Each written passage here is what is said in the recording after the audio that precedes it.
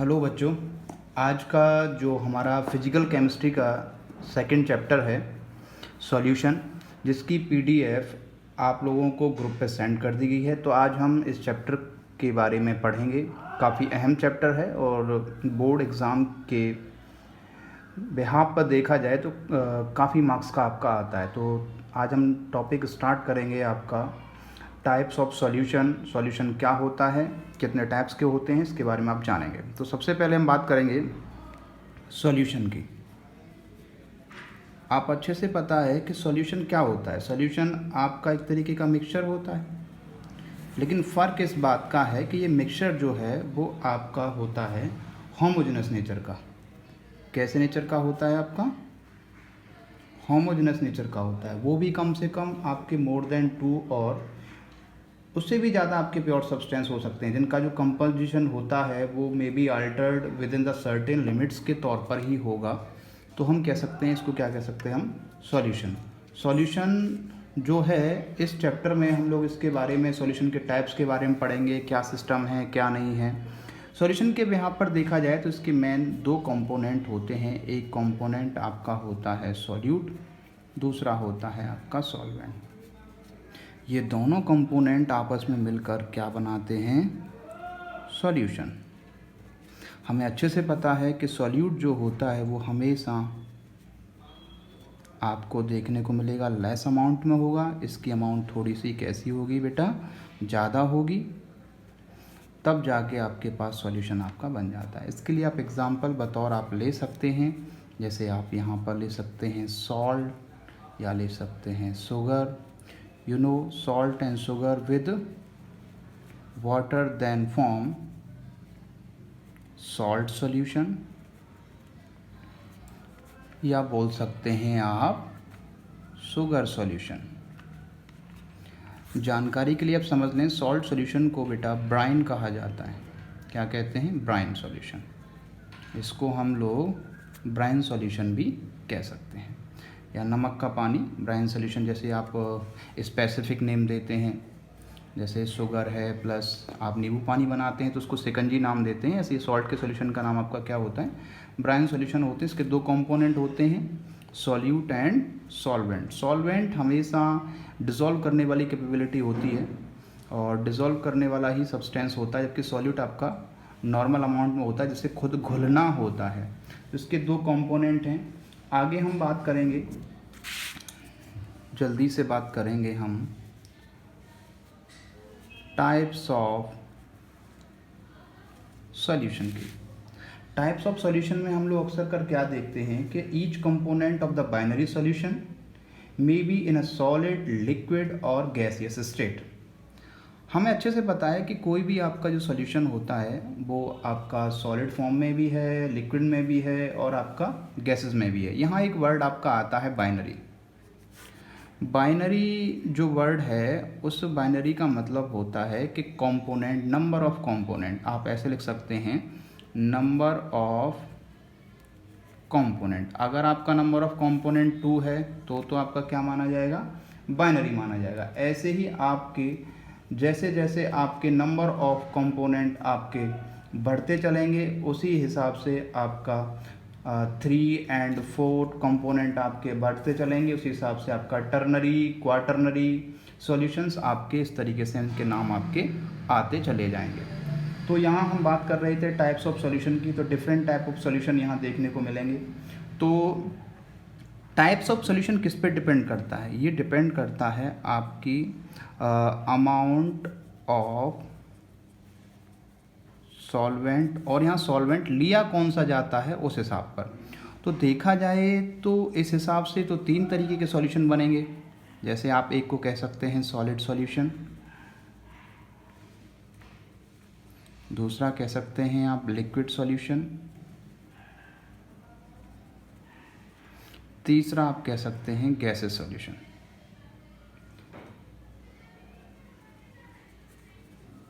Gaseous solution. अब एक एक करके इसकी स्टडी करेंगे। तो देखो, थोड़ा सा मैं आपको बता देता हूँ, इसी में आपको थोड़ा समझ लेना कि किस तरीके से हम यहाँ पर बताने की कोशिश कर रहे हैं कि किस हिसाब से इसको सॉलिड, लिक्विड सॉल्यूशन बोला गया है। देखेंगे आप। यहाँ पर हम कंपोनेंट के हिसाब से ले लेते हैं, यहाँ ले लेते हैं हम सॉल्वेंट और यहाँ ले लेते हैं हम सॉल्यूट। हम यहाँ पर सॉल्वेंट जो है वो यहाँ सॉलिड और यहाँ पर भी सॉलिड ले लेते हैं। ऐसे यहाँ पर लिक्विड गैस और गैस लेते हैं। अब इस सॉलिड में वन टाइम हम जो क्या मिलाएंगे, सॉलिड की फॉर्म में सॉलिड, फिर एक बार लिक्विड, फिर एक बार हम करेंगे गैस। ऐसे ही सॉलिड लिक्विड और गैस, सॉलिड लिक्विड और गैस।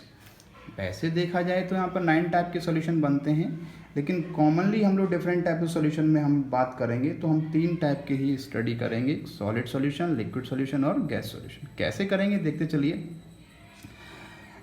जब सॉलिड में सॉलिड मिक्स करेंगे तो आपके बहुत सारे एग्जाम्पल देखने को ऐसे इस तरीके से मिलते हैं कि जैसे आपका अलॉय हुआ जो कि होमोजेनस मिक्सचर होता है, जो कि 2 और मोर मेटल्स होते हैं, ठीक है। तो ये इसका जो एग्ज़ाम्पल हम देख सकते हैं, इसका एग्ज़ाम्पल आप दे सकते हैं अलॉय, इसको मिक्स मेटल बोलते हैं। जैसे आपके पास ब्रास है, ब्रॉन्ज है, ब्रॉन्ज आप अच्छे से जानते हैं, कॉपर प्लस जिंक, जबकि दोनों के दोनों सॉलिड हैं, दोनों ही आपस में मेटल हैं। इस तरीके से हम कह सकते हैं कि ये आपका अलॉय हो गया।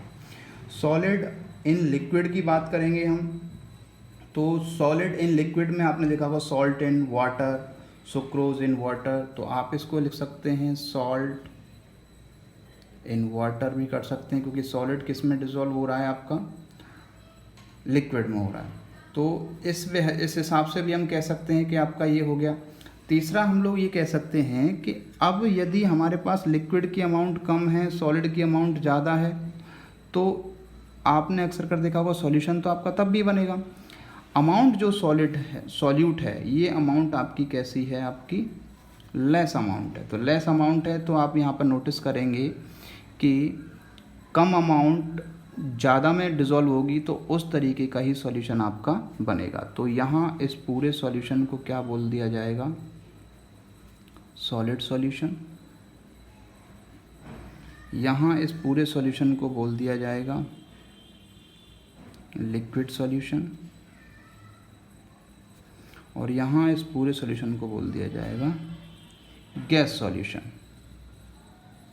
देखो कैसे, जल्दी से एक एग्जांपल ले लेते हैं। बाकी के सब आपका जो PDF है उसमें लिखा हुआ है, तो हमें यहाँ लिखने में टाइम लग रहा है, तो क्यों ना आप इसे केवल समझ लें, उसमें से आप देख लेना। इसमें सॉल्यूट की फॉर्म में गैस आपकी कम है, सॉलिड आपका ज़्यादा है, तो आपका यहाँ बनने वाला होगा सॉलिड फॉर्म। क्या बनेगा आपका, सॉलिड फॉर्म। इस तरीके से हम जैसे आगे की तरफ आएंगे तो सॉलिड की अमाउंट यहाँ पर कम है क्योंकि सॉल्यूट है, लिक्विड की अमाउंट आपकी क्या है, ज़्यादा है। तो यहाँ पर हम लोग ये लिख सकते हैं, उसमें थोड़ा सा चेंज हो गया था, आप यहाँ पर लिख सकते हैं सॉल्ट या शुगर सॉल्यूशन या विद वाटर। सॉल्ट या शुगर को पानी के साथ एडजस्ट कर देंगे तो यहाँ पर ये सॉल्यूशन बनेगा।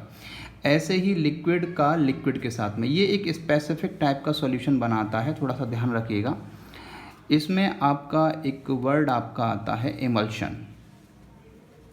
इमल्शन लिक्विड इन लिक्विड का सॉल्यूशन होता है, और इमल्शन आपका 2 टाइप होता है, ऑयल इन वाटर और वाटर इन ऑयल। इस सिस्टम को हम या इस सॉल्यूशन को हम इमल्शन के नाम से जानते हैं। नेक्स्ट आपका आएगा सॉल्यूट, जो है वो है आपकी गैस है, सॉल्वेंट आपका लिक्विड है, तो गैस होगी कम अमाउंट में, लिक्विड होगा ज़्यादा अमाउंट में। तो इसका एग्जांपल हम कह सकते हैं oxygen and other gas with water, क्योंकि आपने अक्सर कर देखा होगा कि ऑक्सीजन गैस जो होती है वो पानी में घुली रहती है, जो कि एक्वेटिक एनिमल्स के लिए काफ़ी अहम होती है और उनके जीने का एक साधन होती है। नेक्स्ट हम आगे की तरफ बढ़ेंगे। सॉलिड की अमाउंट है कम और गैस की अमाउंट है ज़्यादा। तो ऐसा अक्सर कर कहाँ देखा जाता है, तो ऐसा अक्सर कर हम देखते हैं स्मोक वगैरह में, धुएं वगैरह में देखते हैं कि कार्बन के जो पार्टिकल होते हैं उसकी अमाउंट कम होती है, गैस आपके ज़्यादा होती है। तो इस हिसाब पर अभी हम कह सकते हैं कि solid in gas. Liquid in gas, liquid come amount में है, गैस ज़्यादा अमाउंट में है, तो इसमें एक एग्जांपल आप कॉमन से एग्जांपल ले सकते हैं मॉइस्चर वगैरह। और ये अक्सर आपने देखा होगा, इसको नमी बोलते हैं। या फॉग भी इसका एक एग्जांपल में आपका आ जाएगा। और गैस इन गैस आपका एक एटमॉस्फेरिक मिक्सचर होता है। वैसे तो खैर ये सॉल्यूशन नहीं माना जाता है, लेकिन फिर भी इस हिसाब से हमारे पास ये इसका इंट्रोडक्शन आपका हो जाता है कंप्लीट। अब हमारा यहाँ जो एक टर्म स्टार्ट होता है वो इस सारे सॉल्यूशंस, कौन सा सॉल्यूशन कितना कॉन्सनट्रेट है, कौन सा सॉल्यूशन कितना डाइल्यूट है, इस वर्ड को या इस टर्मिनोलॉजी को एक्सप्लेन करने के लिए हमें कॉन्सेप्ट बाय कॉन्सेप्ट इनके बारे में समझना पड़ेगा। तो हम एक तरीके से कह सकते हैं कि expressing the concentration of solution, क्योंकि आप अच्छे से जानते हैं, आप एक एग्जांपल के तौर पर आप समझिए। पहले तो आप दो वर्डों को समझिए, इनका मतलब क्या होता है। एक वर्ड होता है आपका कंसंट्रेशन और एक वर्ड होता है आपका डाइल्यूशन। कंसंट्रेशन और डाइल्यूशन। कंसंट्रेशन का वैसे हिंदी वर्ड देखा जाए तो इसको सांद्रण कहते हैं। सांद्रण बोले तो गाढ़ापन। डाइल्यूशन बोलते हैं तनु, या कह सकते हैं हम किसी भी चीज़ का पतलापन, किसी सॉल्यूशन का पतला होना, डाइल्यूट। शॉर्टकट वर्ड हम लोग यूज़ करते हैं कॉन्सनट्रेट, यहाँ यूज़ करते हैं हम लोग डाइल्यूट। इन वर्डों को हम लोग यूज़ करते हैं। अब इसका मतलब समझना है कैसे, किस तरीके से, तो आप एक एग्जांपल ले सकते हैं। आप समझिए, आपने 1 लीटर वाटर लिया और 1 लीटर वाटर में आपने ऐड कर दिया 100 ग्राम शुगर। फिर आपने क्या किया, अमाउंट वही थी, 1 लीटर थी, आपने इसमें प्लस 100 ग्राम और ऐड कर दिया, तो टोटल कितना हो गया, 200 ग्राम। फिर अमाउंट आपके 1 लीटर आपकी कांस्टेंट थी वाटर की, लेकिन आपने क्या किया, 100 ग्राम और बढ़ा दिया, इसके आपके पास टोटल कितना हो गया, 300 ग्राम हो गया। तो आपने नोटिस क्या किया कि इसमें जो वाटर की अमाउंट है वो तीनों में क्या है, कांस्टेंट है, जबकि जो सॉल्यूट है जिसको शुगर बोलते हैं, इसमें जो शुगर हमने एग्जांपल लिया है, इसकी अमाउंट आपकी बढ़ती चली गई। तो हम साफ साफ कह सकते हैं ये हमारे पास पोर्शन निकलेगा 100 ग्राम पर लीटर, 200 ग्राम पर लीटर और 300 ग्राम पर लीटर। अब कॉमन सेंस की बात है कि कॉन्सेंट्रेशन कैसा किसका ज़्यादा होगा, इसका ज़्यादा होगा। हम कह सकते हैं ये आपका मोर कॉन्सेंट्रेटेड है। क्यों? क्योंकि अमाउंट जो है वो जो कंसंट्रेशन जो है वो डिपेंड करता है अमाउंट ऑफ सॉल्यूट पे, जबकि यहाँ पर जो सॉल्वेंट है उसकी अमाउंट क्या है, आपकी कांस्टेंट है। तो इस हिसाब से हम कह सकते हैं कि ये क्या है, इसका कंसंट्रेशन है। तो सबसे डाइल्यूट सॉल्यूशन कौन सा माना जाएगा, 100 ग्राम पर लीटर, और सबसे ज़्यादा कॉन्सेंट्रेट कौन सा माना जाएगा, 300 ग्राम पर लीटर। तो ये कुछ ऐसे टर्म थे। अब इनको कैसे निकालना होता है, बहुत ऐसे इसके एक्सप्रेशन हैं जो हम यहाँ पर 1 बाय 1 करके यहाँ पर हम लोग इसको क्या करेंगे, एक्सप्लेन करेंगे। और ये जो टर्म आपका है इसमें और 2-4 बातें हैं जो मैं आपको बता दूं।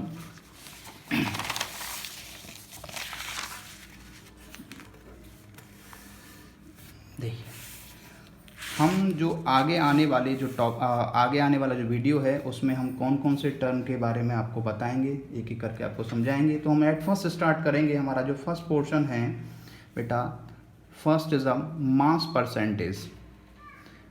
इस टॉपिक के बारे में बात करेंगे। नेक्स्ट आपका होगा वॉल्यूम परसेंटेज।